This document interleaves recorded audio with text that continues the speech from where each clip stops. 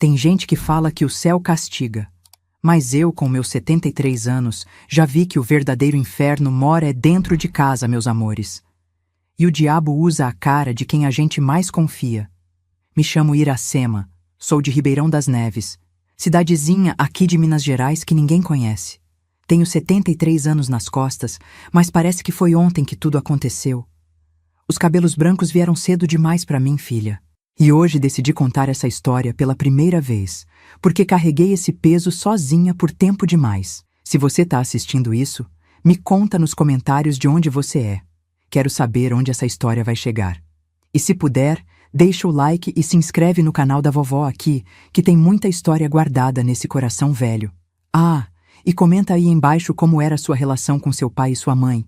A minha vocês vão descobrir hoje e provavelmente ficarão chocadas com isto. Eu tinha 15 anos quando minha mãe morreu. Uma mulher tão bonita, mesmo doente. Tuberculose, naquela época, era sentença de morte. Principalmente no interior, onde médico bom era luxo de rico. Dona Sebastiana, minha mãe, definhava dia após dia, mas nunca perdeu a doçura no olhar. Ela e eu éramos unha e carne. Meu pai, seu antenor, trabalhava o dia inteiro na serraria, respeitado por todos. Um homem de chapéu na missa de domingo. Nossa casa era simples. 3 cômodos de pau a pique, chão batido, fogão a lenha que deixava tudo pretinho de fumaça. Nas paredes, só um quadro da Santa Ceia e um espelho rachado que mamãe ganhou de presente de casamento. Era pouco, mas era nosso cantinho. Ribeirão das Neves naquela época não era nada parecido com o que é hoje. Era um lugarzinho esquecido por Deus, onde todo mundo conhecia todo mundo.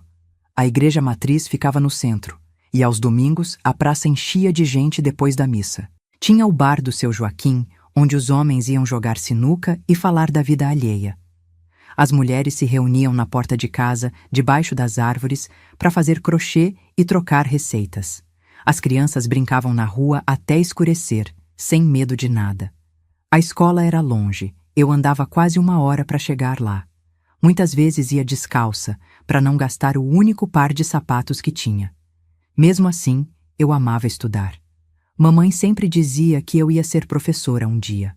Minha filha vai sair dessa vida, vai ser alguém. Ela falava, com aquele brilho de orgulho nos olhos. Ela fazia de tudo para eu não faltar aula, mesmo quando precisava de ajuda em casa. Guardava os trocadinhos que conseguia vendendo doce de leite para comprar meus cadernos. Às vezes, quando a tosse piorava, eu queria ficar em casa cuidando dela, mas ela não deixava. O estudo é a única coisa que ninguém pode tirar de você, dizia. Na época que mamãe adoeceu, não tinha posto de saúde em Ribeirão. O médico vinha de Divinópolis 1 vez por mês. Quando chegou o diagnóstico da tuberculose, ele só balançou a cabeça, receitou uns remédios caros que a gente mal podia comprar e disse para se preparar para o pior. Mamãe ouvia tudo calada, com aquela dignidade que nem a doença conseguiu tirar dela. Nos últimos meses, ela mal conseguia levantar da cama. Eu cuidava dela como podia. Dava os remédios, fazia chá de folhas que Dona Jurema, nossa vizinha, me ensinava, trocava os lençóis suados. À noite, quando a febre subia, eu ficava acordada molhando panos em água fria para colocar na testa dela. Meu pai passava cada vez mais tempo na serraria ou no bar do Joaquim. Não aguento ver ela assim, ele dizia. Mas eu acho que era mais fácil fugir do que enfrentar. Lembro como se fosse hoje do dia que mamãe partiu. Chovia tanto que parecia que o céu chorava junto comigo. O velório seria em casa mesmo, como era costume. Os vizinhos trouxeram café, pão de queijo e aquelas conversas de consolo que não consolam ninguém. As velas em volta do caixão simples faziam sombras dançarem nas paredes. Era julho, época de festa de São João, mas ninguém comemorou nada em Ribeirão das Neves naquele ano. Mamãe era querida por todos. Tinha sempre um chazinho para oferecer a quem precisasse, uma palavra amiga. Mesmo quando a doença tomou conta dela, ainda recebia visitas na cama, tentando sorrir apesar da dor. Eu não saía de perto dela. Soluçava tanto que Dona Jurema, nossa vizinha, me dava água com açúcar para acalmar. Coitadinha, tão nova e já sem mãe. Era o que todos diziam, com aquele olhar de pena que eu odiava. O padre chegou mais tarde, já era quase noite. Padre Antônio, um homem velho e cansado, que servia a 5 paróquias diferentes na região. Ele rezou um terço rápido, meio mecânico, como quem já tinha visto morte demais. Depois foi embora apressado, dizendo que tinha outro compromisso. O caixão ficou na sala, em cima da mesa onde a gente comia todo dia. Cobriram a mesa com um pano branco, o melhor que tínhamos. As coroas de flores que os vizinhos trouxeram enchiam a casa de um cheiro doce e enjoativo que até hoje, quando sinto, me dá um aperto no peito. Foi quando meu pai chegou perto de mim.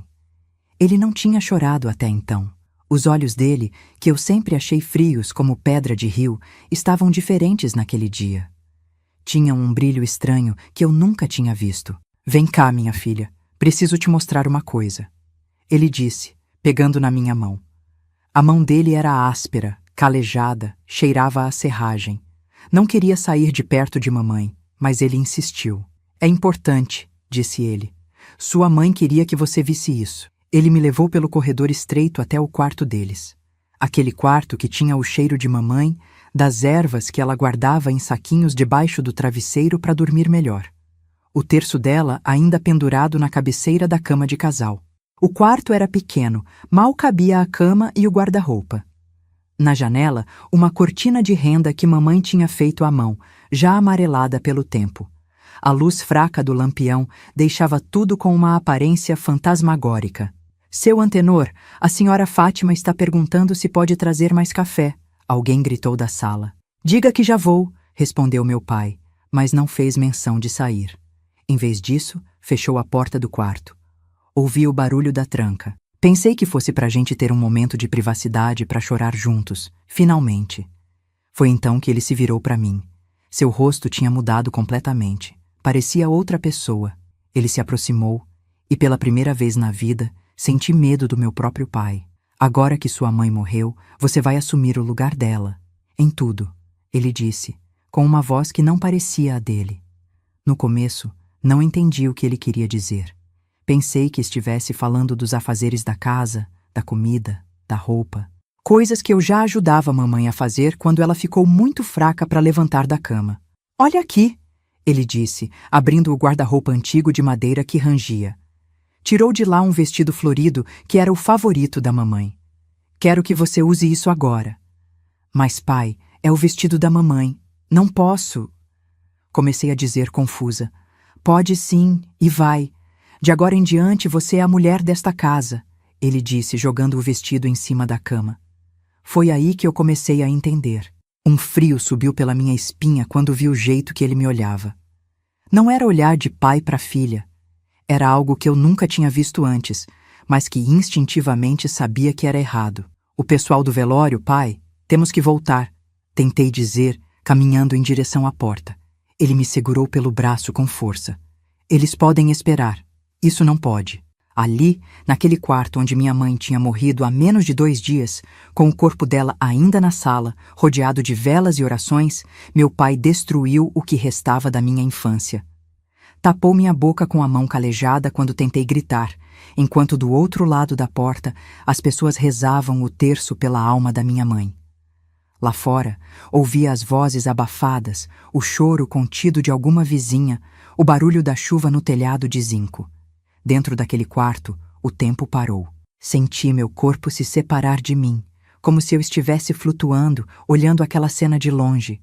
Era a única forma que encontrei para suportar o que estava acontecendo. Pensei na minha mãe, no jeito que ela sempre me protegia, mesmo quando estava fraca demais para levantar da cama. Como ela segurava minha mão quando eu tinha medo de tempestade. Como cantava para mim antes de dormir, mesmo quando a tosse mal deixava ela respirar. Quando tudo acabou, ele simplesmente ajeitou a roupa, como se nada tivesse acontecido. "Agora você é a Sebastiana desta casa, e isso fica só entre nós dois. Se você contar para alguém, ninguém vai acreditar em você. Vão dizer que é coisa da sua cabeça, que você ficou louca com a morte da sua mãe." Ele abriu a porta do quarto e voltou para a sala, para receber os pêsames dos vizinhos pela sua amada esposa. E eu fiquei ali, sentada no chão, tremendo, tentando entender como o mundo podia continuar girando depois daquilo. Quando finalmente consegui me levantar, Lavei o rosto na bacia que ficava no canto do quarto.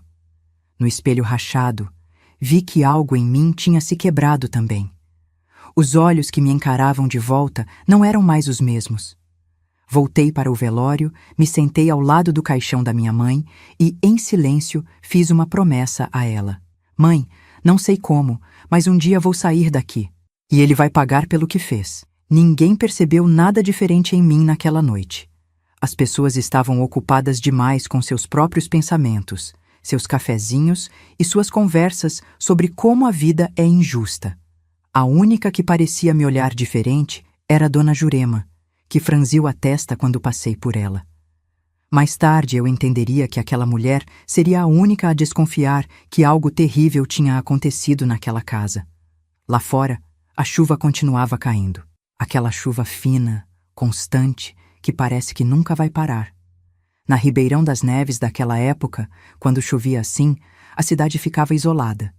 As estradas de terra viravam lamaçal, ninguém entrava ou saía. Me senti como a cidade, ilhada, sem saída, afundando na lama. A noite foi longa. As pessoas foram embora uma a uma, dizendo que voltariam no dia seguinte para o enterro. Algumas mulheres se ofereceram para ficar comigo, fazer companhia. Mas meu pai disse que não precisava, que nós dois precisávamos desse tempo juntos para nos despedirmos da mamãe. Fiquei aterrorizada com a ideia de ficar sozinha com ele de novo, mas não tive coragem de falar nada. Quem acreditaria em mim? Seu Antenor era um homem respeitado na cidade. Trabalhador, que nunca faltou à missa de domingo, que nunca foi visto bêbado ou arrumando confusão. Passei a noite ao lado do caixão da minha mãe, rezando baixinho. Não para Deus, que parecia ter me abandonado, mas para ela, pedindo que, de onde estivesse, me desse força. Enquanto isso, meu pai dormia no quarto, ou pelo menos fingia dormir. Quando o dia amanheceu e levaram o corpo da minha mãe para o cemitério, senti como se estivessem enterrando uma parte de mim também. A chuva tinha parado, mas dentro de mim, a tempestade estava apenas começando.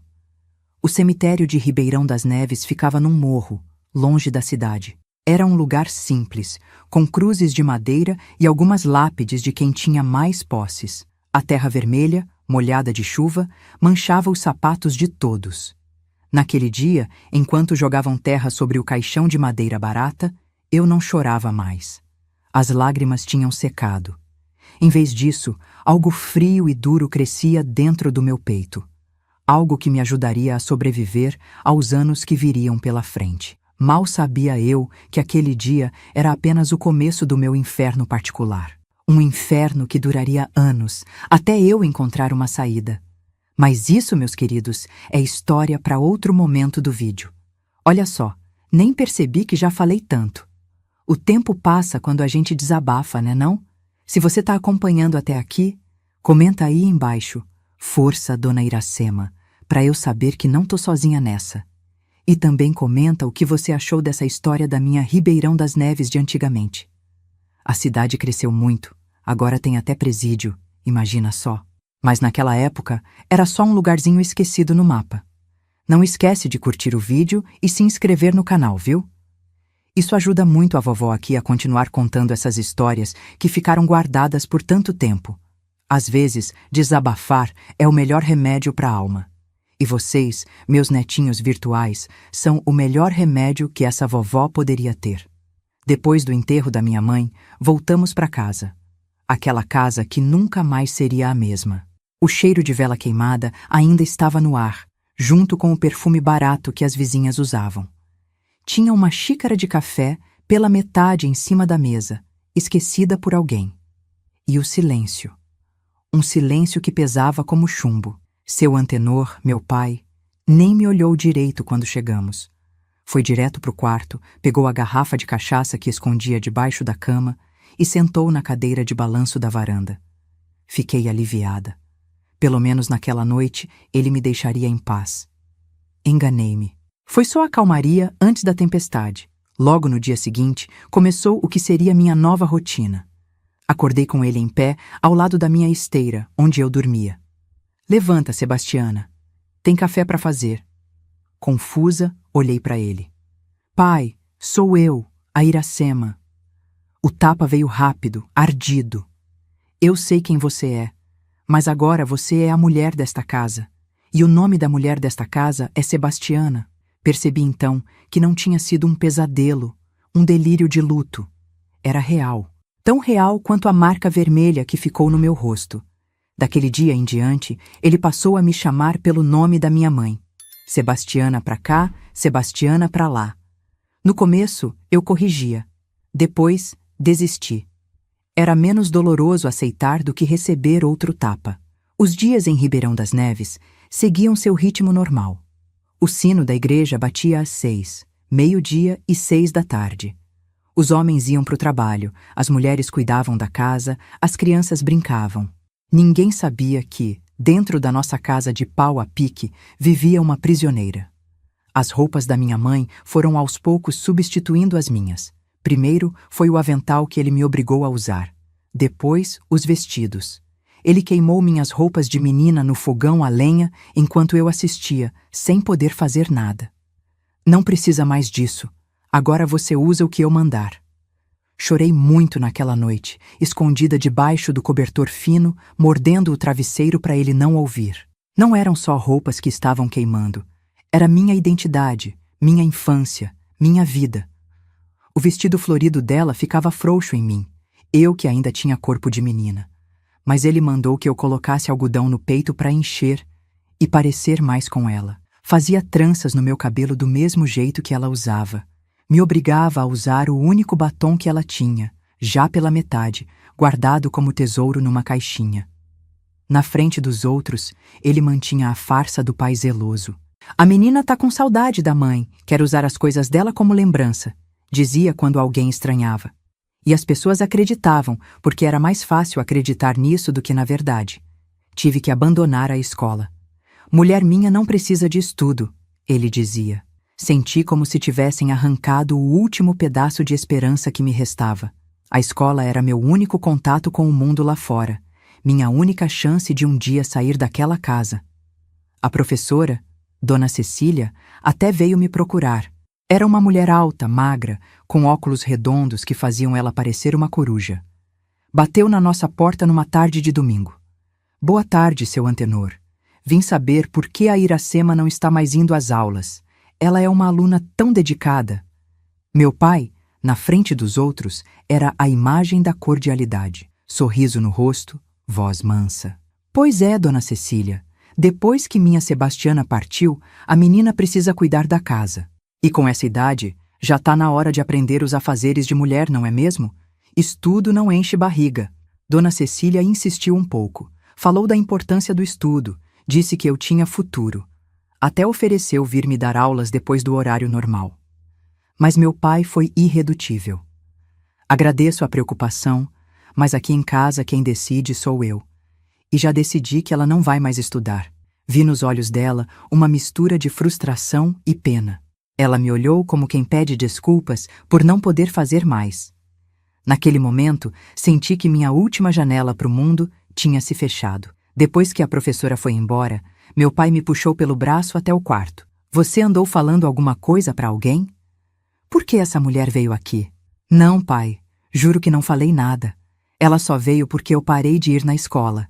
Ele me olhou desconfiado, mas dessa vez acreditou. Foi a única vez que me senti grata por ser conhecida como uma menina quieta, que não dava trabalho. Os meses foram passando. O luto na cidade pela morte da minha mãe foi sendo esquecido. As pessoas seguiram suas vidas. E eu continuei presa naquela casa, vivendo um pesadelo que parecia não ter fim. Meu pai saía para trabalhar na serraria de manhã cedo e voltava ao meio-dia para almoçar. Depois, saía de novo e só voltava à noitinha. Esses momentos em que ficava sozinha eram meu único alívio. Mas mesmo assim, não tinha coragem de fugir.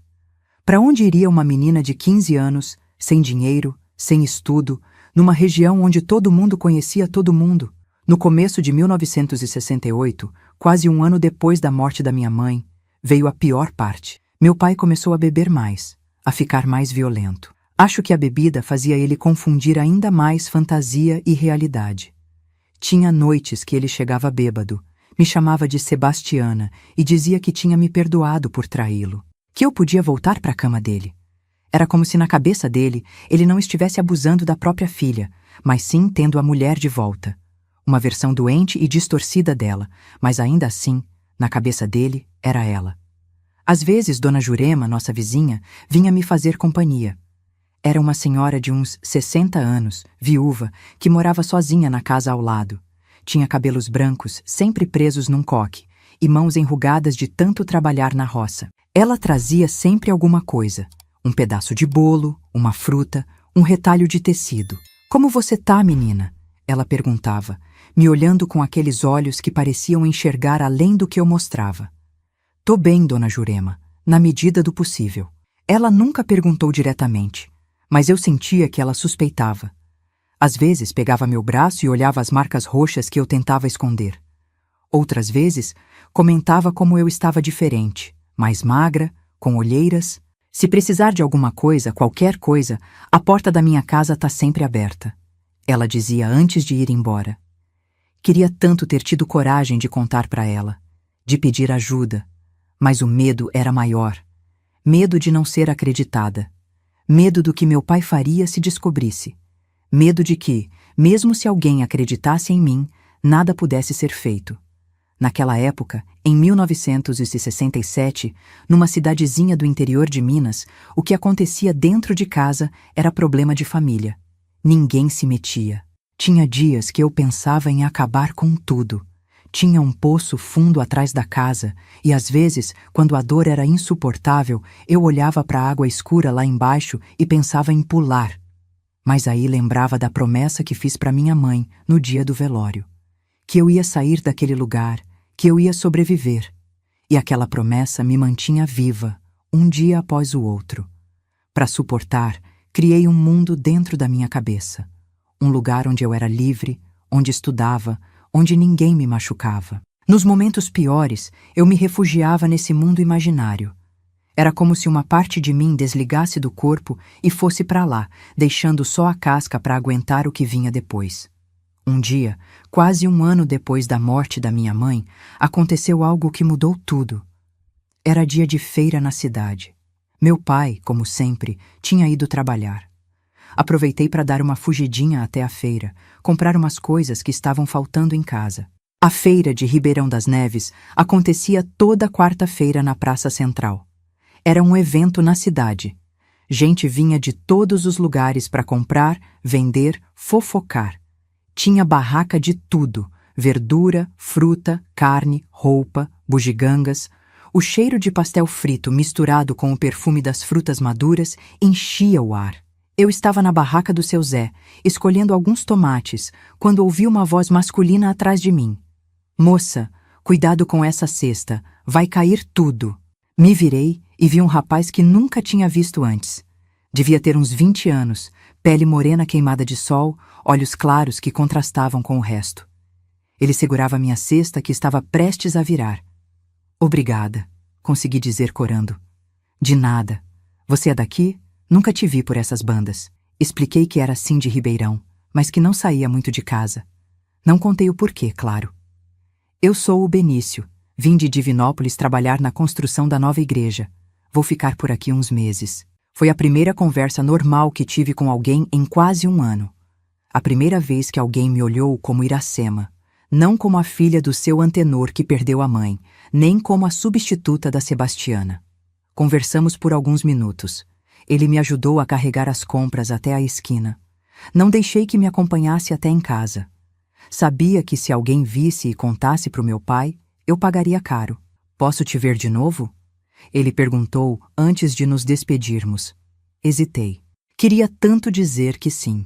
Sentir novamente aquela sensação de ser uma pessoa normal, uma menina de 16 anos conversando com um rapaz bonito, mas sabia que era perigoso. "Não sei. É complicado." Ele não insistiu. Apenas sorriu e disse: "Estarei por aqui se mudar de ideia." Voltei para casa com o coração mais leve. Por algumas horas, esqueci do meu inferno particular. Mas a realidade me esperava na porta de casa. Meu pai tinha voltado mais cedo. Estava sentado na varanda, o rosto vermelho de raiva, uma garrafa de cachaça pela metade ao lado. "Onde você estava?" ele perguntou, a voz carregada de ameaça. "Fui na feira, pai. comprar umas coisas que estavam faltando. Mostrei a cesta como prova. Ele se levantou, cambaleando um pouco por causa da bebida. E quem te deu permissão para sair? Quem te deu permissão para falar com aquele homem? Meu sangue gelou. Alguém tinha me visto com Benício e contado para o meu pai. Num lugar pequeno como Ribeirão, era impossível guardar segredos. Não foi nada, pai. Ele só me ajudou com as compras. Eu nem conheço ele. Foi como jogar gasolina no fogo. Ele avançou para cima de mim, derrubando a cesta. As batatas, tomates, tudo rolou pelo chão de terra. Sua vagabunda, igual a sua mãe. Pensa que eu não sei que ela me traía? Nunca tinha visto meu pai tão fora de si. Os olhos injetados, a boca espumando de raiva. Tentei correr, mas ele me alcançou pelo cabelo. Me arrastou para dentro de casa enquanto eu gritava por ajuda. Ninguém veio. Ninguém nunca vinha. Naquela noite, pensei que fosse morrer. Ele me espancou com o cinto até eu não conseguir mais sentir dor. Depois, me trancou no quartinho dos fundos, onde guardávamos lenha e ferramentas. Fiquei lá 2 dias. Sem comida, sem água, no escuro. Ouvia ele andando pela casa, bebendo, quebrando coisas. Em algum momento, perdi a consciência. Quando acordei, estava na minha esteira. Alguém tinha limpado meus ferimentos, me dado água. Por um momento, pensei que tivesse sonhado com tudo aquilo, mas a dor no corpo me lembrou que era real. Foi Dona Jurema quem me salvou. Ela tinha ouvido meus gritos, visto meu pai me arrastando para dentro de casa. Quando ele saiu para trabalho no dia seguinte, ela entrou pela janela dos fundos e me tirou daquele quartinho. "Menina, isso não pode continuar", ela disse, enquanto passava um pano molhado no meu rosto inchado. "Você precisa sair daqui." Pela primeira vez, contei tudo para ela, tudo mesmo, desde o dia do velório da minha mãe até aquele momento. As palavras saíam como um rio represado que finalmente encontra uma brecha na barragem. Dona Jurema chorou comigo, me abraçou como minha mãe fazia, e então me fez uma promessa. "Vou te ajudar a sair daqui. Não sei como ainda, mas vou. Só me dê um tempo para pensar num plano." Naquele momento, senti uma coisa que não sentia há muito tempo: esperança. Uma luzinha fraca, vacilante, mas que estava lá. Alguém sabia do meu segredo. Alguém acreditava em mim. Alguém ia me ajudar. Mal sabia eu que esse plano de fuga seria só o começo de uma outra história, ainda mais inacreditável. Mas isso, meus queridos, é assunto para o próximo capítulo dessa história. Depois daquele dia em que Dona Jurema me encontrou no quartinho dos fundos, as coisas começaram a mudar devagarzinho. Não de uma vez, não como nos filmes que a gente vê hoje em dia, onde tudo se resolve num piscar de olhos. Foi lento, doloroso, mas mudou. Dona Jurema passou a vir mais vezes na nossa casa. Sempre com uma desculpa na ponta da língua. "Vim trazer um doce que fiz. Precisava de uma xícara de açúcar. Passei para ver como vocês estão." Meu pai desconfiava, claro. Aqueles olhos dele nunca deixavam de me vigiar, mas ele não podia fazer nada na frente de Dona Jurema. Ela era respeitada na cidade, viúva de um homem que foi vereador. Até meu pai, com toda a sua maldade, sabia que precisava manter as aparências. Nas semanas que se seguiram, ela me ensinou um código. Se eu precisasse dela urgentemente, era só estender um lençol branco no varal dos fundos. Da casa dela dava para ver. Nunca precisei usar esse sinal, mas só de saber que tinha essa possibilidade já me dava algum conforto. Uma manhã, ela chegou com uma cesta cheia de ervas. Disse para o meu pai que eram remédios caseiros para ajudar a curar minhas quedas. Era assim que ela explicava meus machucados na frente dele. Meu pai apenas resmungou algo e saiu para a varanda fumar seu cigarro de palha. Quando ficamos sozinhas, ela me entregou algo escondido entre as ervas. Era um santinho de Nossa Senhora dobrado ao meio. Dentro, tinha um pedaço de papel com 2 palavras escritas: "Tenha fé." Guardei aquele papel como um tesouro. À noite, quando meu pai dormia, eu o pegava escondido e ficava olhando para ele. 2 palavras tão simples, mas que naquele momento eram tudo o que eu tinha. Enquanto isso, Benício, o rapaz da feira, passou a fazer parte dos meus pensamentos diários. Nunca mais tinha falado com ele, claro. Depois da surra que levei, nem chegava perto da janela quando meu pai estava em casa. Mas às vezes, quando ele saía para o trabalho, eu me permitia olhar pela fresta da cortina imaginando como seria uma vida normal. Uma vida onde eu pudesse conversar com um rapaz sem medo, onde pudesse passear na praça, ir à escola. Foi num desses momentos, olhando pela janela, que vi Benício passar pela nossa rua. O coração quase saiu pela boca. Ele não me viu. Estava conversando com outro homem, carregando madeira para o que devia ser a construção da nova igreja. Fiquei ali, escondida, só observando até ele desaparecer na curva. Naquela noite, sonhei com ele. Um sonho bom, daqueles que a gente não quer acordar. Estávamos sentados na beira do rio que corta Ribeirão das Neves, conversando, rindo. Eu usava um vestido azul. Meu, não da minha mãe. E tinha flores no cabelo. No sonho, eu era livre. Acordei com o barulho do meu pai chegando bêbado. Ele tinha saído depois do jantar, coisa rara. Normalmente ficava em casa, me vigiando. Mas naquela noite tinha ido ao bar e voltou carregando o cheiro de cachaça e cigarro. Fiquei quietinha na minha esteira, fingindo que dormia, rezando para ele não vir me procurar. Deus deve ter ouvido minhas preces naquela noite, porque ele foi direto para a cama e logo estava roncando. Suspirei de alívio e voltei a sonhar com Benício. No fim de março de 1968, chegou o tempo da Quaresma. Em Ribeirão das Neves, essa era uma época importante. A cidade inteira se preparava para a Semana Santa. As mulheres limpavam a igreja, os homens armavam o andor para o Senhor morto, as crianças ensaiavam para a procissão. Era uma das poucas vezes no ano que a cidade recebia visitantes de fora, que vinham assistir às celebrações. Meu pai, sempre preocupado com as aparências, me deixava ir à igreja durante a Quaresma. Era a única época do ano que eu podia sair de casa sem ele, desde que fosse direto para a igreja e voltasse logo depois. É pecado impedir alguém de ir à casa de Deus, dizia o padre Antônio. E nem meu pai ousava contrariar o padre. Numa tarde de quarta-feira, estava voltando da igreja quando vi Benício de novo. Ele estava sentado num banco da praça, sozinho. Quando me viu, sorriu e acenou. Olhei em volta, nervosa. Não tinha ninguém conhecido por perto. Talvez pudesse falar com ele só um minutinho. Oi, ele disse quando me aproximei. Pensei que nunca mais ia te ver. Não posso ficar, respondi, ainda olhando ao redor. Se meu pai souber que falei com você, o que ele fez com você da última vez? Toda a cidade comentou que você sumiu por dias. Baixei os olhos envergonhada. Nada, eu só... estava doente. Benício não insistiu, mas vi nos olhos dele que não tinha acreditado. Olha, não sei o que acontece na sua casa, mas se precisar de ajuda, estou aqui. Naquele momento, algo dentro de mim queria contar tudo para ele. Abrir meu coração, pedir socorro, mas o medo ainda era maior. Preciso ir. Foi tudo o que consegui dizer. Ele assentiu, respeitando meu tempo. Estarei na igreja no domingo. Se puder vir, no domingo seguinte, arrumei coragem e fui à missa. Meu pai foi junto, claro. Nunca me deixaria ir sozinha num domingo normal. Mas pelo menos eu veria Benício de novo, mesmo que de longe. A igreja estava lotada. Todo mundo com suas melhores roupas, as mulheres de mantilha na cabeça, os homens de chapéu na mão. Procurei Benício com os olhos, mas não o vi em lugar nenhum.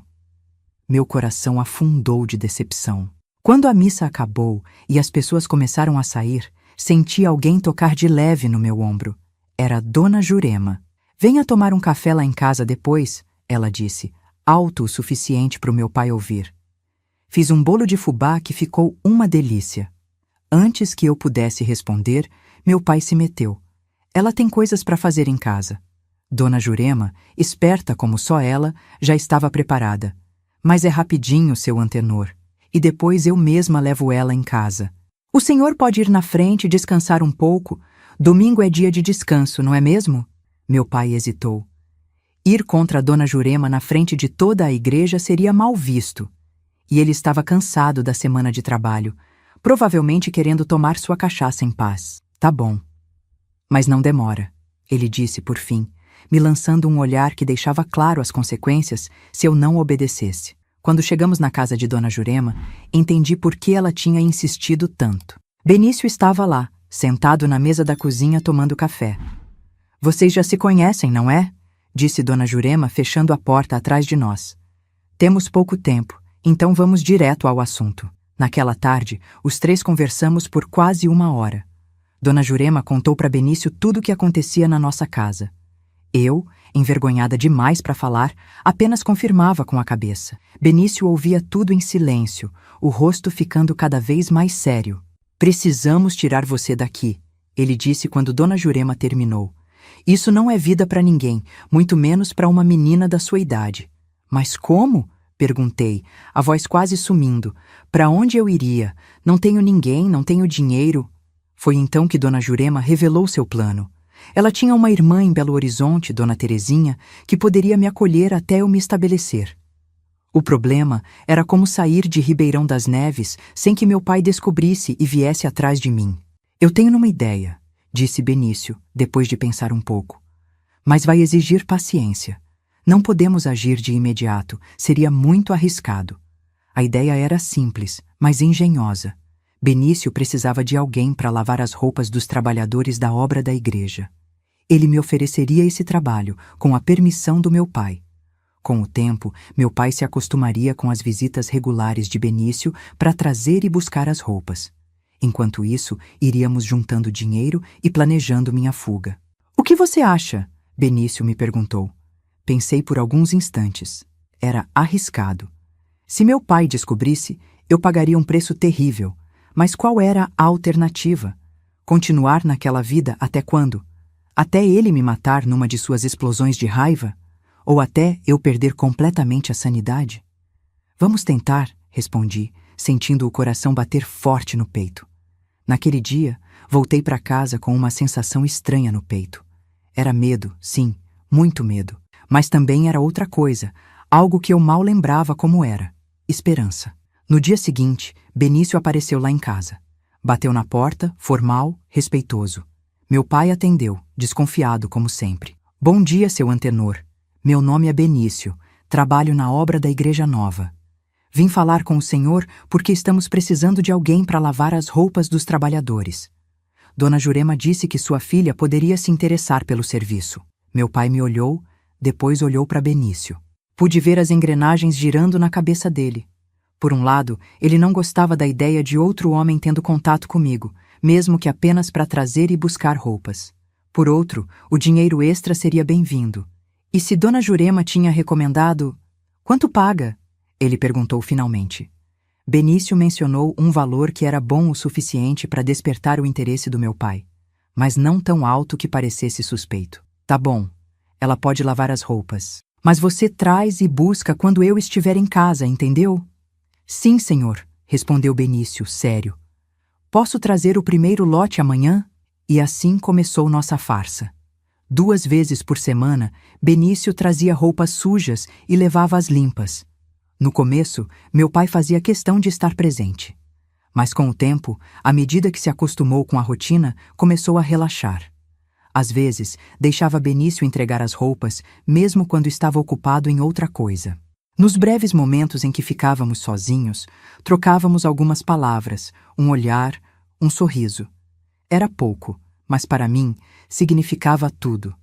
Era a prova de que existia um mundo além daquelas paredes, de que havia gente boa lá fora. O dinheiro que eu recebia pelas lavagens era entregue diretamente ao meu pai. Mas Benício, esperto, sempre colocava um pouco a mais no pacote, e esse extra ia direto para Dona Jurema, que guardava para mim.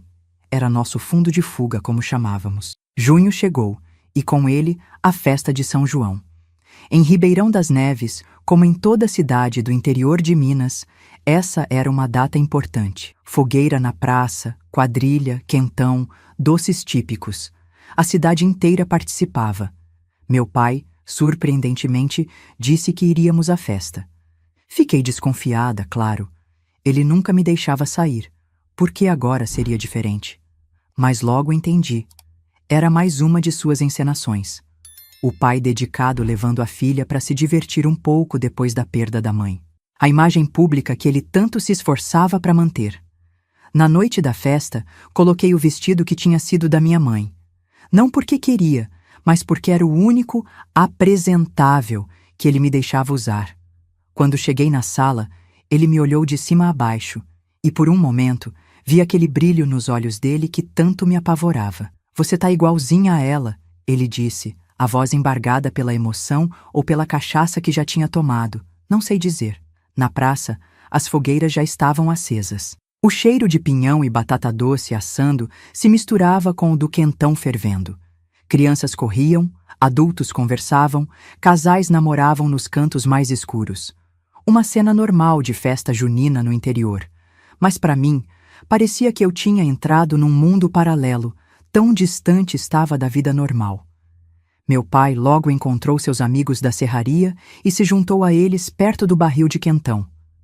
Me mandou ficar sentada num banco onde podia me ver, e foi o que fiz. Não ousaria desobedecer.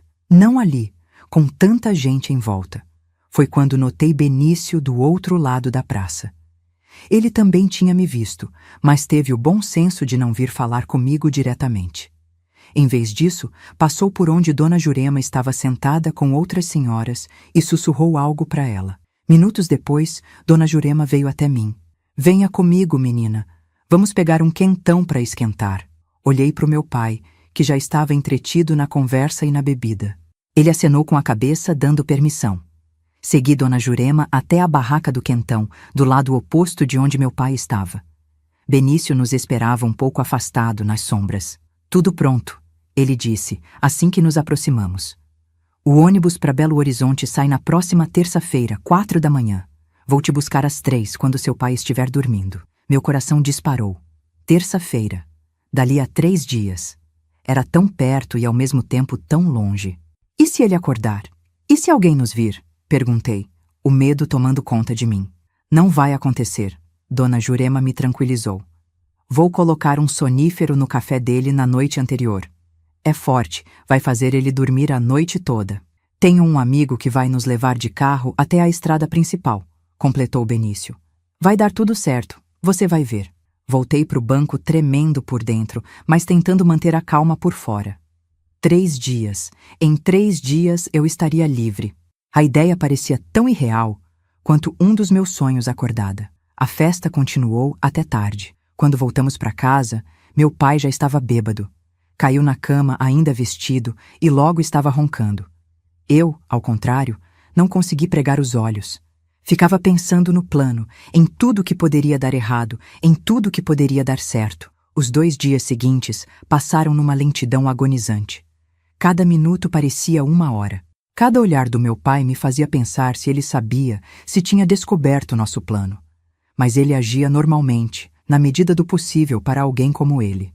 Na segunda-feira, véspera da fuga, Dona Jurema passou em casa com um bolo de fubá, pro café da tarde, disse ela, piscando para mim de um jeito que só eu vi. O bolo tinha o sonífero prometido, claro. Naquela noite, servi um pedaço generoso pro meu pai, junto com um café bem doce, como Dona Jurema tinha orientado. Ele comeu sem desconfiar de nada. 1 hora depois, estava dormindo profundamente. Arrisquei chamar seu nome, cutucá-lo de leve. Nada. Ele não se mexeu. O sonífero tinha funcionado. Com o coração aos pulos, comecei a arrumar minhas poucas coisas. Uma muda de roupa, o santinho que Dona Jurema tinha me dado e o dinheiro que havíamos juntado, escondido numa trouxinha costurada na barra da minha saia. Sentei na esteira e esperei, olhando fixamente para o relógio velho na parede. Cada tic-tac era como um martelo no meu peito. Faltavam poucas horas para a liberdade. Ou para o maior erro da minha vida. Naquela noite, véspera da minha fuga, arrumei minhas poucas coisas num saco de estopa velho. Não tinha muito o que levar.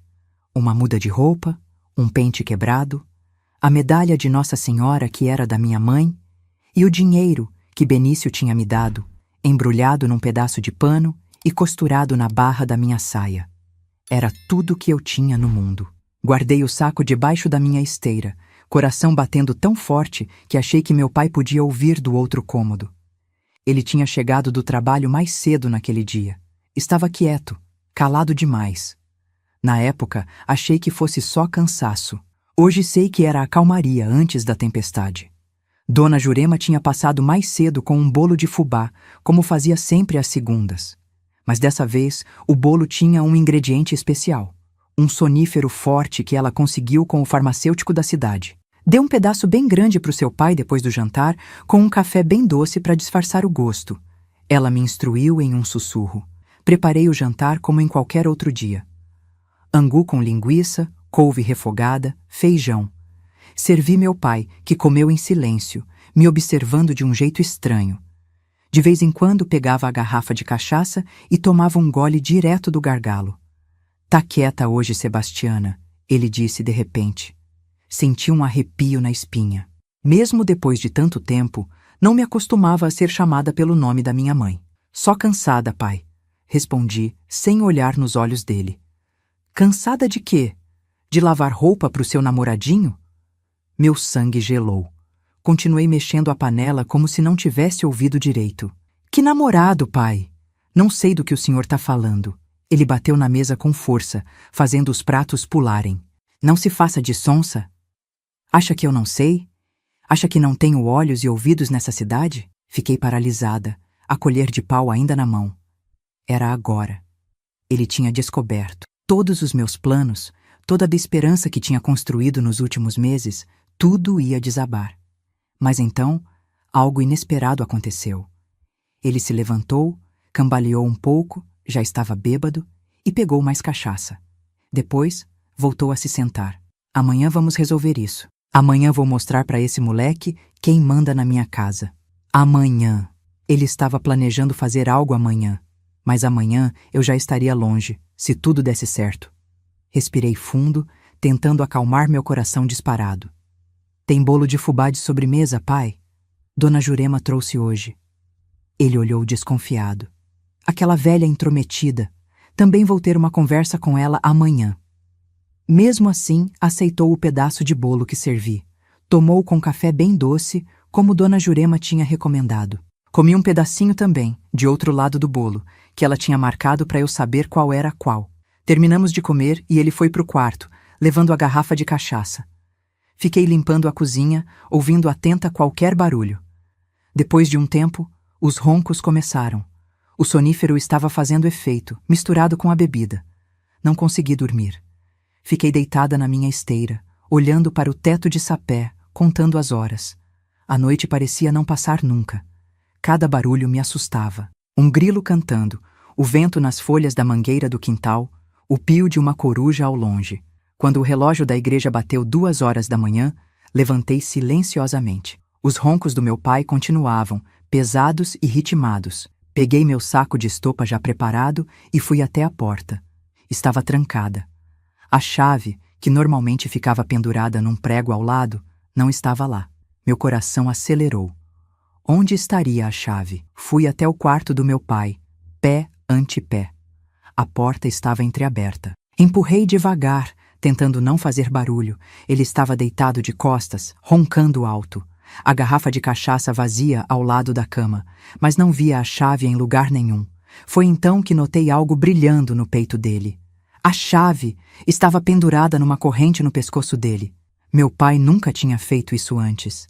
Nunca tinha trancado a porta e escondido a chave assim. Ele sabia.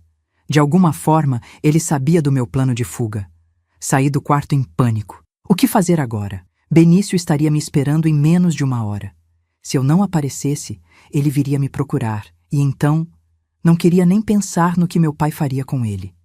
Olhei ao redor, desesperada. A casa não tinha muitas janelas, e as que tinha eram pequenas demais para eu passar.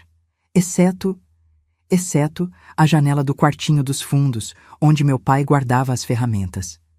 Era um pouco maior que as outras e dava para o quintal dos fundos. Fui até lá e tentei abrir. Estava pregada. Meu pai tinha pregado a janela com tábuas.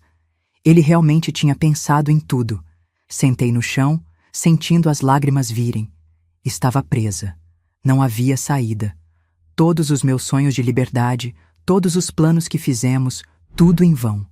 Mas então, ouvi um barulho leve vindo da porta da frente. Alguém estava tentando abrir a fechadura. Meu coração disparou. Seria meu pai que tinha acordado, mas ele estava no quarto. Eu podia ouvir os roncos. Me aproximei cautelosamente da porta. O barulho continuava, metálico, como se alguém estivesse usando uma ferramenta para abrir a fechadura. Iracema? Ouvi uma voz baixinha do outro lado. Você está aí? Era Benício. Tinha vindo mais cedo. Corri para a porta. Estou aqui. Sussurrei de volta. Mas a porta está trancada e meu pai tem a chave. Afaste-se da porta, ele disse. Vou tentar abrir com isso aqui. Ouvi mais barulhos metálicos. Ele devia estar usando alguma ferramenta da construção para forçar a fechadura. Depois do que pareceu uma eternidade, ouvi um clique. A porta se abriu lentamente, e lá estava Benício, um sorriso aliviado no rosto. Vamos, rápido, ele sussurrou, pegando meu saco de estopa. Dona Jurema está esperando na estrada com um carro. Hesitei, olhando para trás, para o quarto onde meu pai dormia. E se ele acordasse agora? E se nos pegasse fugindo? Como se lesse meus pensamentos, Benício pegou minha mão. Vai dar tudo certo. Confie em mim. Saímos da casa, fechando a porta o mais silenciosamente possível. A noite estava clara, com uma lua cheia que iluminava o caminho. Caminhamos agachados pelo quintal, passando pelos pés de mandioca e pela horta, até chegarmos na cerca dos fundos. Foi quando ouvimos um grito furioso vindo da casa. Iracema! Meu pai tinha acordado. O sonífero não tinha sido forte o bastante, ou talvez o ódio dele fosse mais forte que qualquer remédio. Corre! Gritou Benício, me puxando pela mão. Corremos como nunca tinha corrido na vida. Através do pasto, da plantação de milho, até chegarmos na estrada de terra. O carro de Dona Jurema, um Ford velho do irmão dela, estava lá, motor ligado, faróis apagados. Entrem rápido! Ela gritou pela janela. Mal tínhamos entrado no carro quando vimos meu pai aparecer na curva da estrada. Mesmo à distância, dava para ver que ele carregava algo na mão. Algo que brilhou sob a luz da lua. É uma espingarda! Gritou Dona Jurema, pisando fundo no acelerador. O carro arrancou com um solavanco, levantando poeira da estrada de terra. Olhei para trás e vi meu pai apontando a arma na nossa direção. Houve um estampido e algo atingiu a traseira do carro. Abaixem! Gritou Dona Jurema. Nos abaixamos no banco traseiro, Benício cobrindo meu corpo com o dele. Houve mais um tiro, mas já estávamos longe demais. O carro sacudia na estrada esburacada, mas cada segundo nos levava para mais longe daquele homem, daquela casa, daquele inferno. Quando finalmente tive coragem de levantar a cabeça, já estávamos na estrada principal. As luzes de Ribeirão das Neves tinham ficado para trás. À nossa frente, apenas a estrada escura e a promessa de liberdade. Conseguimos, disse Benício, segurando minha mão. Você está livre, Iracema. Livre. Uma palavra tão simples, mas que para mim significava tudo. Olhei pela janela do carro, para o céu estrelado, e pela primeira vez em anos, respirei sem o peso do medo no peito. Mas a liberdade tem seu preço, e eu ainda não tinha pagado o meu por completo. Dona Jurema dirigiu por horas, até chegarmos a uma cidade maior, onde pegaríamos o ônibus para Belo Horizonte. O plano era eu ir para a casa da irmã dela, como combinado. Benício terminaria o trabalho em Ribeirão das Neves, se ainda pudesse voltar depois do que aconteceu, e me encontraria em Belo Horizonte alguns meses depois. Enquanto esperávamos na rodoviária, sentados num banco duro, Dona Jurema me olhou com aqueles olhos sábios e disse algo que nunca esqueci. Menina, a vida é como um rio. Às vezes calmo, às vezes revolto, mas sempre seguindo em frente. Não importa o que aconteceu lá atrás, a água não volta. Ela só segue, encontrando novos caminhos, novos lugares. É assim que você tem que ser agora, como o rio que segue em frente, sem olhar para trás. Assenti, compreendendo a sabedoria daquelas palavras simples. Eu era como esse rio agora, seguindo em frente, deixando para trás a menina assustada que fui um dia. O ônibus chegou pontualmente às 4 da manhã. Me despedi de Dona Jurema com um abraço apertado. Aquela mulher tinha arriscado tudo por mim, uma menina que mal conhecia. Nunca vou esquecer esse gesto. Benício me acompanhou até a porta do ônibus. Nos olhamos por um momento sem saber o que dizer. Havia tanto entre nós, medo, esperança, talvez até amor, mas as palavras pareciam pequenas demais para expressar tudo isso. Ele tirou do bolso um pequeno embrulho, para você lembrar que nem todos os homens são como seu pai. Era um camafeu, simples, de latão. Dentro havia um pequeno recorte de jornal com uma oração de São Bento, protetor contra os males. Vou esperar por você em Belo Horizonte, ele disse, me dando um beijo rápido. Quando tudo isso passar, quando for seguro. Entrei no ônibus com o coração cheio de emoções contraditórias. Felicidade por estar finalmente livre, medo do desconhecido que me aguardava, saudade antecipada de Benício, e uma sensação estranha de que meu passado ainda não tinha terminado comigo. Não sabia o quão certa estava. Quando o ônibus partiu, olhei pela janela para as duas figuras que ficavam cada vez menores na plataforma, as duas pessoas que tinham salvado minha vida. Prometi a mim mesma que um dia retribuiria esse favor, de alguma forma. O ônibus seguia pela estrada escura, levando-me para um futuro incerto, mas pela primeira vez em anos, um futuro que eu mesma poderia escolher. E isso, meus queridos, já era uma vitória enorme. Mas o destino, como já disse antes, é uma coisa engraçada. E minha história com meu pai ainda não tinha chegado ao fim. Ele ainda voltaria para a minha vida, anos depois, quando eu menos esperava. E o confronto final seria muito mais terrível do que qualquer um de nós poderia imaginar. Mas isso é assunto para o próximo capítulo, onde vou contar como finalmente me libertei das cinzas do meu passado e renasci como a mulher que sou hoje. Cheguei em Belo Horizonte numa manhã fria de julho de 1969. Nunca vou esquecer a sensação de pisar naquela rodoviária enorme, com tanta gente desconhecida passando apressada. Eu, uma menina do interior que mal tinha saído da própria cidade, me sentia pequena como uma formiga naquele formigueiro humano. Dona Terezinha, irmã de Dona Jurema, me esperava conforme combinado. Era uma senhora mais nova que a irmã, de cabelos tingidos de preto e um sorriso acolhedor. Ela me abraçou como se já me conhecesse há anos. Seja bem-vinda, minha filha. Aqui você vai estar segura. O apartamento dela era pequeno, num prédio antigo no centro da cidade. Nada luxuoso, mas para mim parecia um palácio. Tinha água encanada, luz elétrica, um fogão a gás. Coisas que em Ribeirão das Neves eram luxo de gente rica. Nos primeiros dias, mal saía do quarto. O barulho da cidade grande me assustava, as buzinas, as sirenes, o constante movimento de pessoas na rua. E o medo. O medo de que, de alguma forma, meu pai descobrisse onde eu estava e viesse me buscar. Dona Terezinha respeitou meu tempo.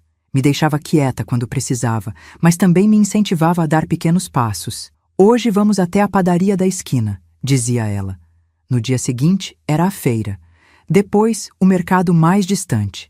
Aos poucos, fui conhecendo o bairro, a cidade, a vida.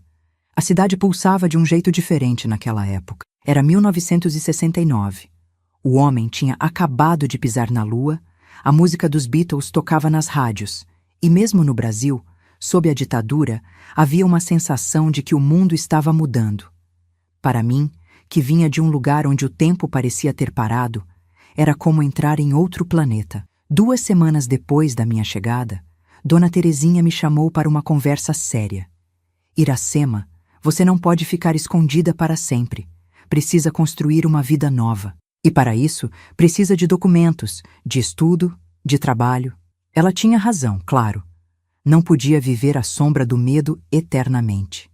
E assim começou minha nova vida. Primeiro, os documentos. Minha certidão de nascimento tinha ficado para trás, na casa do meu pai.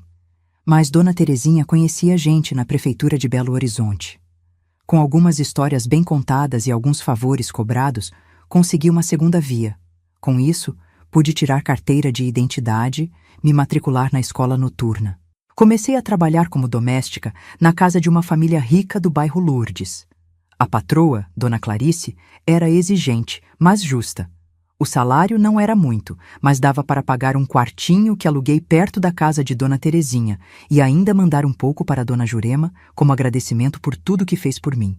De dia trabalhava, de noite estudava. Não era fácil, mas cada página de livro que virava, cada matéria que aprendia, era como um tijolo no muro que construía entre mim e meu passado.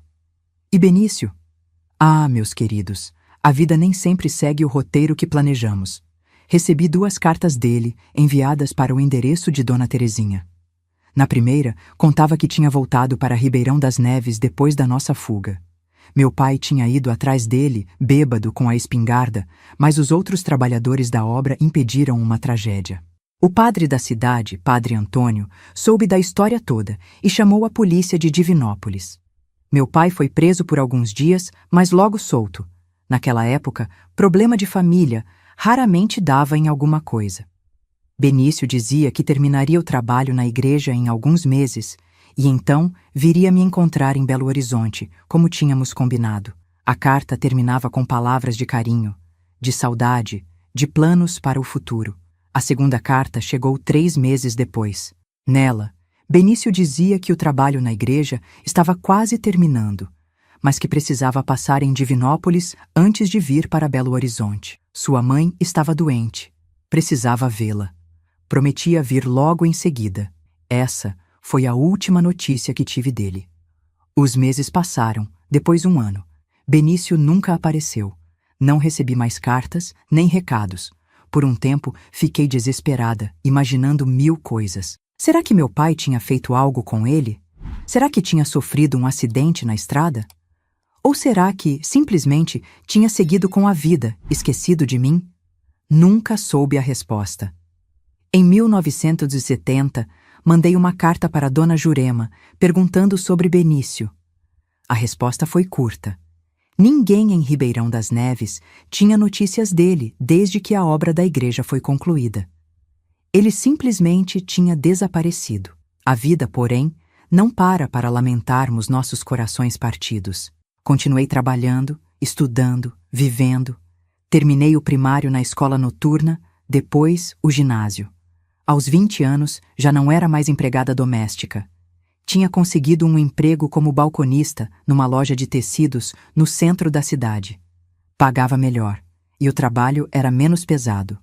Belo Horizonte crescia a olhos vistos naquela época. Prédios novos brotavam como cogumelos depois da chuva. O asfalto substituía as ruas de terra. Carros, cada vez mais carros. A cidade se expandia, e eu me expandia com ela. Já não era mais a menina assustada de Ribeirão das Neves. Era uma mulher, com um emprego, um teto, amigos, sonhos. Foi nessa loja que conheci João. Ele era vendedor de tecidos de uma fábrica de São Paulo, visitava a loja 1 vez por mês. Um homem bom, gentil, alguns anos mais velho que eu. Começamos a conversar, depois a namorar. Em 1975, casamos. Nossa cerimônia foi simples, na igreja do bairro. Dona Terezinha estava lá, orgulhosa como uma mãe. Dona Jurema não pôde vir.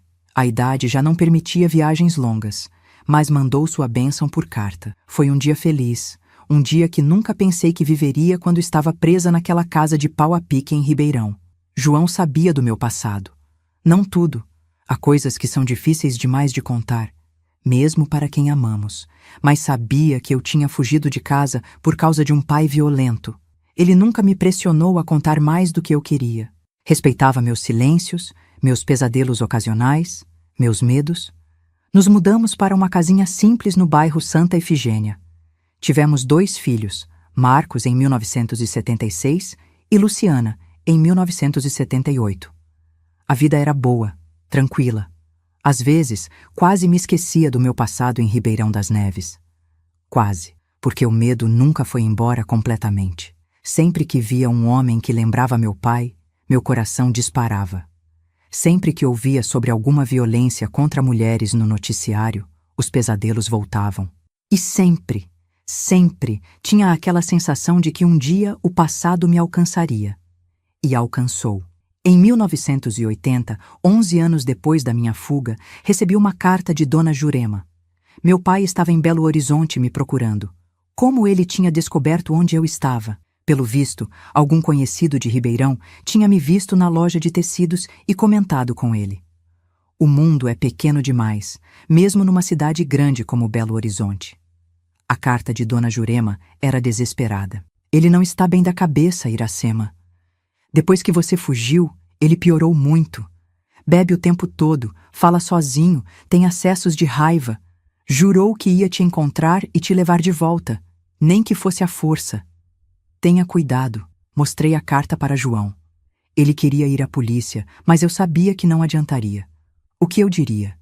Que tinha medo do meu pai por coisas que aconteceram há mais de uma década? Sem provas, sem testemunhas, ninguém acreditaria. Durante semanas, vivia em estado de alerta constante. Não ia mais trabalhar na loja. João insistiu que eu ficasse em casa com as crianças. Trancava todas as portas, as janelas. Pulava a cada barulho estranho. Voltei a ter pesadelos todas as noites. Até que num domingo de manhã, a campainha tocou. João tinha ido ao mercado com as crianças. Eu estava sozinha. Olhei pela janela e meu sangue gelou. Era ele, meu pai. Mais velho, mais magro, o rosto marcado pela bebida e pelo tempo, mas ainda com aqueles olhos que me perseguiam nos pesadelos. Não atendi. Fiquei paralisada atrás da cortina, observando. Ele tocou a campainha várias vezes, depois começou a bater na porta, a gritar meu nome. Os vizinhos saíram para ver o que estava acontecendo. Ele gritava que era meu pai, que só queria falar comigo, que eu era uma filha ingrata que tinha fugido de casa. Em algum momento, um vizinho deve ter ligado para a polícia, porque logo uma viatura chegou. Vi os policiais conversando com meu pai, que gesticulava, apontava para a casa. Depois, o levaram embora. Achei que tinha acabado, que ele tinha desistido, ou que a polícia o manteria longe. Mas estava enganada. 3 dias depois, voltando da padaria, vi um homem parado na esquina, observando nossa casa. Era ele. Quando me viu, começou a vir na minha direção. Corri para dentro, tranquei todas as portas. Ele ficou lá fora, gritando meu nome, dizendo que precisávamos conversar, que ele estava arrependido, que tinha mudado. Mas eu conhecia aquela voz. Conhecia aquelas mentiras. João chegou do trabalho e encontrou aquela cena. Tentou conversar com meu pai, pedir que fosse embora. Mas meu pai estava bêbado, agressivo. Empurrou João, tentou forçar a entrada na casa. Foi quando João chamou a polícia novamente. Dessa vez, meu pai foi detido por desacato, por perturbação. Mas logo estaria solto novamente. E voltaria. Eu sabia que ele voltaria. Naquela noite, João e eu conversamos muito. Decidimos que não podíamos continuar vivendo assim, com medo. Precisávamos resolver isso de uma vez por todas. No dia seguinte, fiz algo que nunca pensei que teria coragem de fazer. Fui à delegacia e contei tudo. Tudo mesmo. Os abusos, as ameaças, a fuga. O delegado ouviu com atenção, tomou meu depoimento. Disse que, com isso, poderia manter meu pai detido por mais tempo. Talvez conseguir uma medida de afastamento. Saí da delegacia me sentindo estranhamente leve. Como se um peso que carregava há anos tivesse diminuído um pouco. Não tinha desaparecido. Acho que nunca desapareceria completamente. Mas estava menor, mais suportável. 2 dias depois, recebi uma ligação da delegacia. Meu pai tinha sido encontrado morto na cela. Enforcou-se com o próprio cinto. A notícia me atingiu como um soco no estômago. Não senti alegria, nem alívio, nem vingança. Senti nada. Um vazio estranho, como se uma parte da minha história tivesse sido apagada de repente. Não fui ao enterro, não derramei lágrimas. Mas naquela noite, sentada na varanda da minha casa, olhando para as estrelas, pensei na menina que fui um dia, na mãe que perdi tão cedo, no pai que poderia ter sido, mas não foi, na vida que tive e na vida que construí apesar de tudo. O tempo passou. Os filhos cresceram. João faleceu em 2005, de um ataque cardíaco. Fiquei viúva, depois avó. A vida seguiu seu curso, como o rio que Dona Jurema tinha falado tantos anos atrás. Hoje, com meus 73 anos, olho para trás e vejo que minha história, por mais dolorosa que seja, precisa ser contada. Não por mim, mas por todas as meninas e mulheres que ainda vivem seus próprios infernos particulares, para que saibam que é possível sobreviver, recomeçar, encontrar paz. Nunca mais voltei a Ribeirão das Neves. Soube por cartas de Dona Jurema, até ela falecer em 1990, que a cidade tinha crescido, mudado. A igreja que Benício ajudou a construir ainda está lá, dizem. Às vezes me pego imaginando se ele voltou algum dia, se procurou por mim, se seguiu sua vida em outro lugar. E o que aconteceu com Benício? Nunca soube ao certo. Alguns anos atrás, minha filha Luciana, curiosa sobre meu passado, fez algumas pesquisas na internet. Descobriu que houve um acidente grave na estrada entre Divinópolis e Belo Horizonte em 1969. Pouco depois da última carta que recebi. Um ônibus caiu num barranco, matando vários passageiros. Os nomes nunca foram divulgados completamente. Talvez Benício estivesse entre eles. Talvez não. É mais um mistério que o tempo levou. Meus queridos, essa foi minha história. Uma história de dor, sim, mas também de superação. De como uma menina assustada de Ribeirão das Neves se transformou na mulher que sou hoje. Não é uma história bonita, nem fácil de ouvir. Mas é real. Tão real quanto as cicatrizes que carrego na alma. Se você chegou até aqui, quero agradecer do fundo do coração. Não é fácil ouvir histórias como essa, mas é importante que sejam ouvidas, para que nunca mais aconteçam, para que outras Iracemas não precisem fugir no meio da noite para sobreviver. Se você conhece alguém que está vivendo seu próprio inferno, estenda a mão. Seja a Dona Jurema, o Benício da vida dessa pessoa. Às vezes, um gesto de ajuda, por menor que seja, pode salvar uma vida inteira. E antes de me despedir, queria pedir um favor especial. Se esse vídeo tocou seu coração, deixe seu like e se inscreva no canal. Isso ajuda muito a nossa mensagem a chegar mais longe, a outras pessoas que talvez precisem ouvir que não estão sozinhas. Ah, e tem mais uma novidade. Acabamos de criar um grupo no WhatsApp, onde compartilhamos diariamente histórias reais de outras vovós como eu. É só entrar pelo link na descrição do vídeo. Lá, você vai encontrar mais histórias de superação, de amor, de vida real. Histórias que precisam ser contadas, ouvidas, lembradas.